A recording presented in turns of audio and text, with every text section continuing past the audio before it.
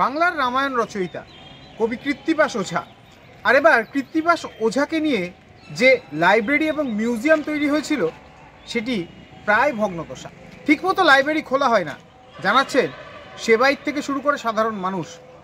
সুর চড়িয়েছে বিরোধীরাও।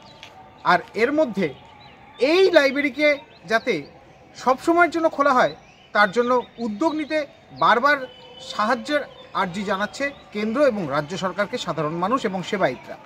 বিভিন্ন রকম পুঁথি এবং কৃত্তিবাস সম্পর্কে এবং রামায়ণ সম্পর্কে যা নথি রয়েছে এই লাইব্রেরিতে তা বিশ্বে একমাত্র বলেই মনে করছেন প্রাক্তন গ্রন্থাগারিক। তিনিও বলছেন 2010 সালে তিনি যখন প্রথম এখান থেকে রিটায়ার হয়েছিলেন তারপর থেকে কোনো রকমভাবেই গ্রন্থাগারিক কিংবা অন্যান্য যে সমস্ত পদ রয়েছে সেগুলি ফাঁকা রয়েছে।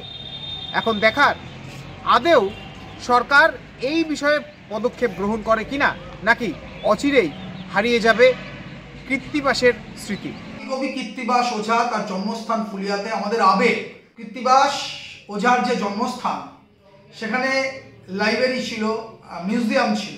এখন সেটাই বলতে হবে, যদি আমাদের সরকার যদি এই কৃত্তিবাস পণ্ডিতের এই যে রামায়ণ রচনা করেছেন এটা বিশাল একটা স্মৃতি, যেটা বিদেশেরাও অনেক গুরুত্ব দেন।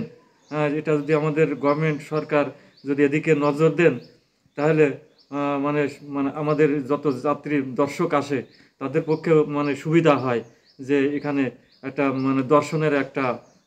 আমাদের এখানে কৃত্তিবাসের যে জন্মস্থানের অনুষ্ঠানটা হয়েছিল সেখানে আমরা সবাই উপস্থিত ছিলাম এবং বলা হয়েছিল সেখানে যে লাইব্রেরিটা খোলা থাকবে এবং একটি লোক রাখা হবে। সেখানে আমরা সেরকম ব্যবস্থা নিয়েছি। আমার শহর শান্তিপুর থেকে রূপম রায়, কলকাতা টিভি।